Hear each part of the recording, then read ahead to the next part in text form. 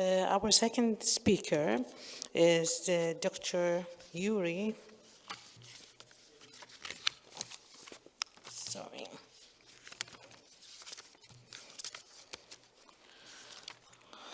Dr. Yuri Nikiforov. He's a professor of pathology and vice chair for molecular pathology at the Department of Pathology, University of Pittsburgh,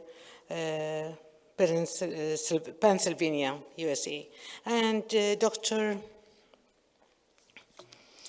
Yuri is going to talk about the molecular analysis of undetermined thyroid nodule. Welcome everyone and hello. My name is Yuri Nikiforov and I am professor of pathology and director of molecular pathology at the University of Pittsburgh Medical Center. It is my pleasure to be with you today and share information on molecular analysis of indeterminate thyroid nodules. First, my disclosures. I own intellectual property related to ThyroSeq test and receive royalties through my employer, University of Pittsburgh. And my employer, University of Pittsburgh, has a partnership with ExpressMed laboratories to offer ThyroSeq in several regions. So as you all know, patients with thyroid nodules come to see medical attention to differentiate benign and malignant thyroid nodules. In those cases where clinical exam and ultrasound are suspicious, typically fine needle aspiration biopsy is performed, which collects cells for cytological evaluation, which remains a highly informative and cost-effective way to triage thyroid nodules. And indeed, since introduction of fine needle aspiration, the proportion of thyroid surgeries performed for benign nodules has dramatically decreased, but it has not eliminated. And this is because of indeterminate thyroid cytology. As you know, most of the samples evaluated by cytology are diagnosed as benign, and those are managed conservatively without surgery. Approximately 5% are malignant, and those treated as thyroid cancer. But 20 to 25% of thyroid FNAs have indeterminate cytological diagnosis. It means the cytology alone is not able to say if it's a benign or malignant. These patients typically undergo diagnostic surgery, but only small proportion of those are cancers and majority are benigns, and this surgery could be avoided if diagnosis of cancer could be, or benign disease could be established preoperatively. And this sort of sufficiency of diagnostic procedures is the main focus of modern molecular tests. Basically, modern molecular tests, all of them have been created to address this issue and stratify nodules with indeterminate cytology into those that are likely benign and can be treated as benign and those that are likely malignant. This was the first indication for molecular testing. But more recently, molecular testing can have even more significant impact on these patients because it could allow not simply predict high probability of cancer, but suggest if it is a low-risk cancer, and this patient can be sufficiently treated with thyroid lobectomy, or this is a high-risk cancer, and those patients would best be treated with upfront total thyroidectomy. So all these molecular tests use the current advance in molecular genetics of all cancer types, including thyroid cancer. Since over the last 20 or so years, we've learned a lot about molecular profiles of thyroid cancer, and also utilize modern technology, which is called next generation sequencing, which allows us to interrogate multiple regions, hundreds, even thousands different regions in DNA using a small amount of material. And this is exactly an ideal technology for fine needle aspiration samples. So this slide provides an overall overview of genetic alterations identified in thyroid cancer. And I want to stress that three main groups of thyroid alterations are known to, of genetic alterations are known to occur in thyroid cancer. They are point mutations, gene fusions, and copy number alterations. And if we look at main type of thyroid cancer, for example, papillary carcinoma, most of these tumors have BRAF V600E mutations. Many also have RAS mutations. BRAF-like gene fusions such as RET or NCRK are most common in this tumor type. Follicular carcinomas mostly have RAS mutations and other mutations that are RAS-like. They behave biologically and actually clinically very similar to RAS-like tumors. One of the examples of RAS-like fusions is, for example, PPR gamma fusion, and also copy number alterations have significant prevalence in follicular carcinomas. Hürther cell carcinomas have a very distinct molecular genetics. Most of these tumors develop through a mechanism of multiple copy number alterations. This is a very important mechanism, a very distinct mechanism for developing Hürther cell carcinomas. Medullary carcinomas typically have RET point mutations or RAS point mutations. And even poorly differentiated anaplastic carcinoma, they may have ALE mutations such as BRAF-RAS, but they are characterized by this second hit, late mutations in TERT and TP53 gene that really makes these tumors highly aggressive and result in patient mortality. So if you look at this table, you would see that if we test for all this type of genetic alteration, we can identify almost all thyroid tumors and all type of thyroid tumors, benign and even borderline as NIF-E. So this amount of knowledge, this huge amount of knowledge laid background for generating and advancing molecular tests like ThyroSeq and others that I'm going to talk today. So when we are talking about molecular tests for thyroid nodules with indeterminate cytology, some of them are using both DNA and RNA to detect all mutations, fusions, copy number alterations, and gene expression alterations. An example of such test is ThyroSeq. There is a pretty good RNA-based test which uses gene expression profiles of Fortisafirma, and less common, less validated test that use microRNA is Thyromed. I'm going to spend most of the time sharing with you information and general clinical impact of ThyroSeq because this is a test that we use at our institution. But again, I want to say that other tests also exist. Virtually all molecular tests, including ThyroSeq, have undergone evolution, which follows the increase in understanding of our knowledge in genetics of thyroid cancer and developing new technologies.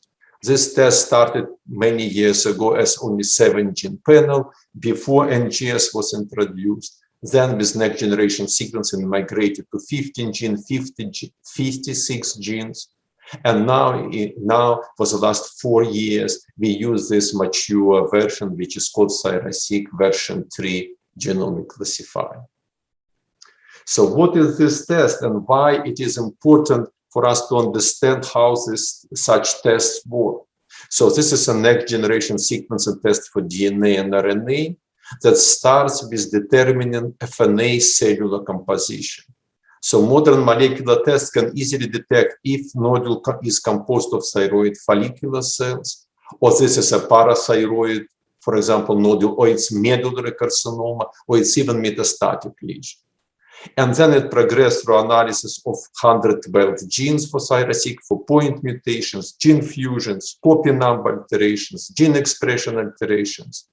which allow us to interpret the combined results and call test negative or positive, provide detailed mutational findings, but most importantly, provides specific cancer probability, a cancer of recurrence risk, and therefore suggest a potential clinical management for the patients. Also want to mention that in contrast to some other tests, ThyroSeq can be offered in not only in freshly collected samples. This is a modality that is most common in the United States, but for example, using cytology smears. So already existing cytology smears, pap smears, pap stained or diff-quick can be used for molecular analysis. And this really opens this test to be offered in multiple regions of the world, since it doesn't require storage and expensive shipment to the United States. If we talk about diagnostic utility of molecular testing, diagnostic utility of ThyroSeq was validated in a large multi-center study that we published in JAMA Oncology, one of the premier medical journals, which involved 10 centers, including one international center in Singapore, and the rest were United States centers, where we in a completely blind manner, we evaluated close to 250 nodules with Bethesda 3 and 4 cytology, and find sensitivity of 94 and negative predictive value of 97%. What it means? It means that the residual cancer risk in ThyroSeq negative test is approximately 3%, very low, similar to cytology, to benign cytology, and therefore these nodules may be observed in most of the patients. When we look at specificity and positive predictive value, it was 82% specificity and 66% positive predictive value. Overall, the benign poll rate was 61%, which means that 61% of patients with cytologically indeterminate thyroid nodules could avoid surgery based on the results of this molecular test. But more importantly, this test doesn't only provide information if this is likely benign, likely malignant nodule, but it can also predict, based on the specific molecular alterations, what kind of cancer is likely to be found on surgery in these nodules. And indeed, in this study, some of the nodules were identified high-risk mutations. This is likely to be widely invasive or metastatic papillofollicular carcinomas. Then there was a group of BRAF-like mutations, which typically found in classic papillary carcinomas. Then there were RAS-like mutations found in follicular pattern lesions, such as encapsulated follicular variant of papillary carcinoma, follicular carcinoma, NIFT-P. Then there was a group of copy number alterations, and those tumors are likely to be Hürtel cell carcinomas. And finally, gene expression alteration groups, where we identified some medullary carcinomas, metastatic tumors, and some other tumors. For a quick second, I want to talk about this RAS-like group. As you can see, when test is positive for RAS-like mutations, about 62% of these nodules will be cancers, while about 38% will be benign adenomas. But it's very important to realize that these are tumors. These are benign tumors driven by the clonal mutation. They are not hyperplastic nodules. And the reason why it is important to recognize it is that we have to understand that thyroid cancer, as virtually all other cancer types, don't develop as either benign and forever stay benign, or as a malignant and from the beginning they're malignant. Many tumors, particularly these RAS-like tumors, develop through the multi-step progression from benign adenoma to, for example, acquiring nuclear features and becoming NIFT-P precancer conditions, condition which already acquired nuclear features of papillary carcinoma but remain fully encapsulated, to invasive follicular variant of papillary carcinoma or follicular carcinoma.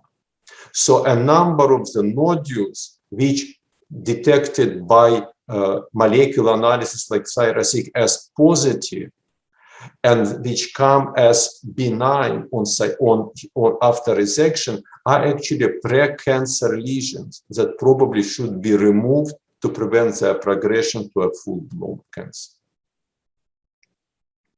So this is about the diagnostic utility of molecular testing. What about the next application? What about the prognostic utility of molecular testing? Over the last 10 years or so, we learned a lot about correlation between specific molecular profiles and probability of cancer recurrence in thyroid tumors. For example, this is a study from South Korea showing by analysis of more than 500 differentiated thyroid cancers, the tumors that had RAS-only mutation, they were low risk, very few of them recurred. Tumors that have BRAF mutations, about 5 to 8% of them recur, so they're very similar to ATA intermediate risk group. And tumors that have a multiple mutation, and specifically a combination of early drivers, such as BRAF or RAS, plus late drivers, such as TERT or TP53, were high-risk tumors with a very high probability of tumor recurrence. So this is one of multiple studies provided this background, provided very important information to use molecular testing for risk stratification. And this is a study from our institution published last year in Cancer, showing that with the low-risk ThyroSeq signature, less than 1% of tumors will give distant metastasis in 5 years. With the intermediate risk signature is 5 to 9, and with high risk signature is 20 to 35%. So preoperatively, before even surgery occurs, we can predict what is the chance for these tumors to recur. And therefore, this information can be used to formulate the treatment plan and extent of thyroid surgery. So, to summarize this part of my discussion, we all know about the American Thyroid Association risk for structural disease recurrence classification as a low risk, intermediate risk, and high risk. Almost all questions about management of patients with thyroid cancers are related to this risk stratification. When we decide to complete thyroidectomy, total thyroidectomy or not, to give radioactive iodine or not, how closely to observe the patient with cancer, basically depends if we put this patient into low risk, intermediate risk, or high risk for recurrence group. But this classification typically requires surgery. So you have to remove a lobe with a tumor to evaluate for pathological features and perform this risk stratification.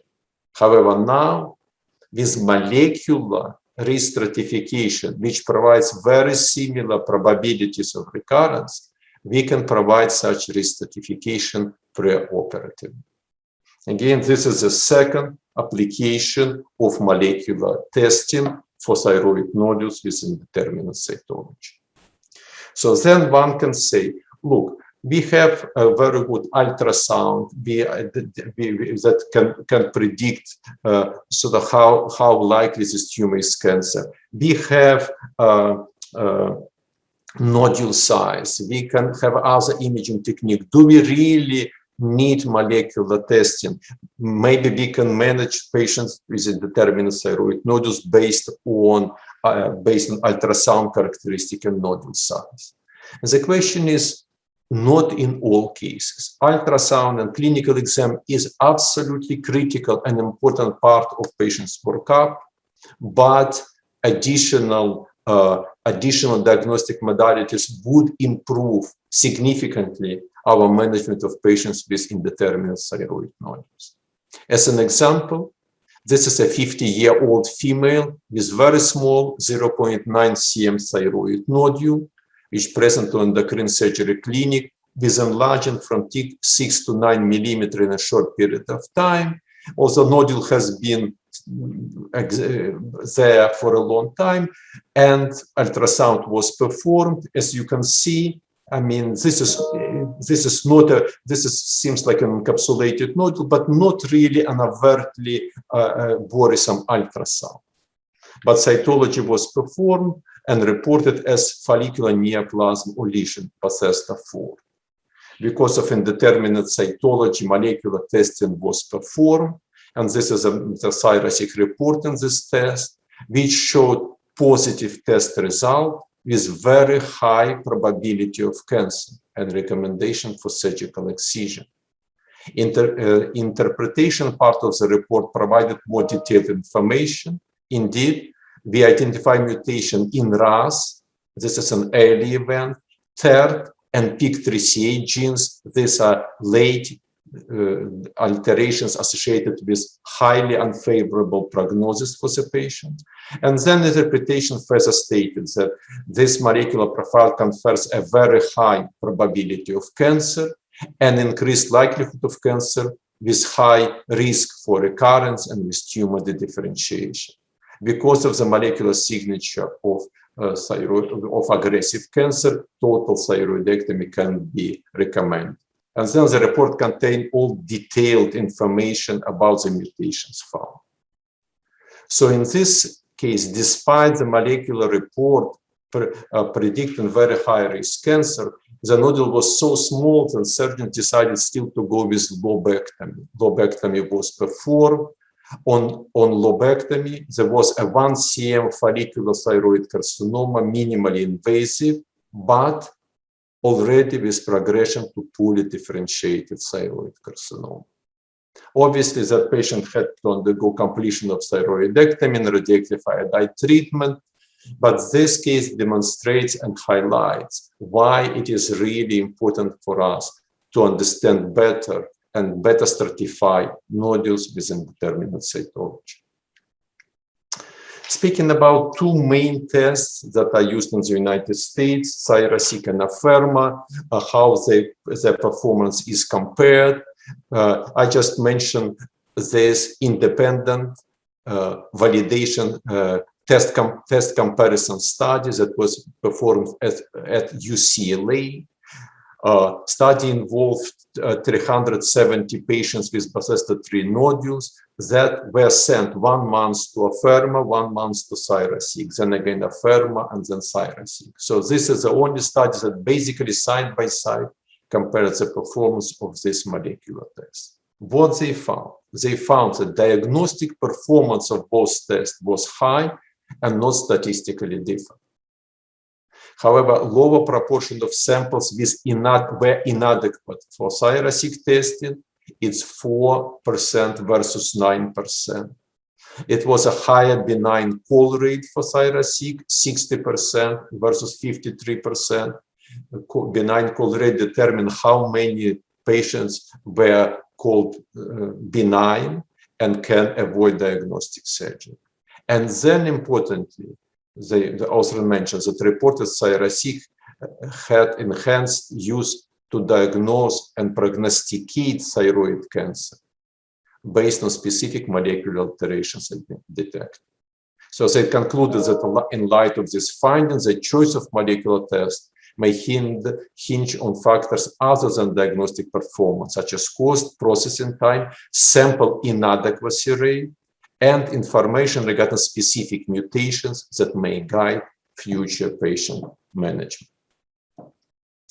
So in summary, if you perform comprehensive molecular tests with both diagnostic and prognostic components, how will this help you to individualize the management of patients with indeterminate thyroid nodules? Imagine that you have, let's say, 100 patients with Bethesda 3 and 4 cytology. and you perform molecular testing on these patients. First, about 1% of these patients, of the samples, will be of non-thyroid follicular cells. It will be either medullary carcinoma or parathyroid, or even metastatic non-thyroid follicular cell lesions. 99% of them will be thyroid follicular cell derived nodules, but molecular testing results will come in different flavors. Approximately 60% of nodules, the test result will come back as negative. And these nodules not only benign, but they most likely are not neoplastic, they are hyperplastic nodules. These nodules have extremely low chance to recur or hurt the patient, and for that reason can be observed safely. Approximately 3 to 4% of nodules will be reported as currently negative. They are positive for low risk or low level alterations. These are early tumors, most of them are benign. They just need to be followed closer, because some of them eventually, not now, but in a few years, may transform to cancer. So we recommend active surveillance for these patients. So repeat ultrasound in a year, see if nodule is growing or not, and then to decide what to do with the patient. And test positive result will come in 4 different flavors, not just positive. It will be positive for RAS-like mutations. And this is likely to be low-risk cancer or NIFT-P. You remember that the tumors that grow and through multiple steps progress from benign to malignant. These patients can be safely treated with lobectomy, not as a diagnostic, but as a therapeutic lobectomy. Test results can come positive for Hürtel cell type copy number alterations. Many of these cancers are intermediate risk, and lobectomy or total thyroidectomy choice will depend on the nodule size, location, and other ultrasonographic features. Test results can come as positive for BRAF-like mutations, which confers very high probability of intermediate risk cancer. Again, choice of surgery lobe versus total thyroidectomy should be dictated by clinical parameters. And finally, 2 to 4% of all indeterminate thyroid cytology nodules will come as positive for high-risk mutation. This is the most valuable and most important test result, because these patients have extremely high probability of high-risk cancer. These patients need total thyroidectomy. Probably most of them will need radioactive iodine, because these tumors will comprise the largest pool of tumors that eventually recur and lead to patient death. So this is how, using modern molecular testing, you will get additional information that can help you to individualize the management of patients with thyroid nodules with indeterminate cytology. With this, I want to thank for your attention. I will be happy to answer any questions that you have, and I want to leave you with my email address here on the screen. So if I cannot answer any of your questions, please feel free to send me an email, and I will be glad to provide information and share information that I have on this topic. Thank you very much for your attention.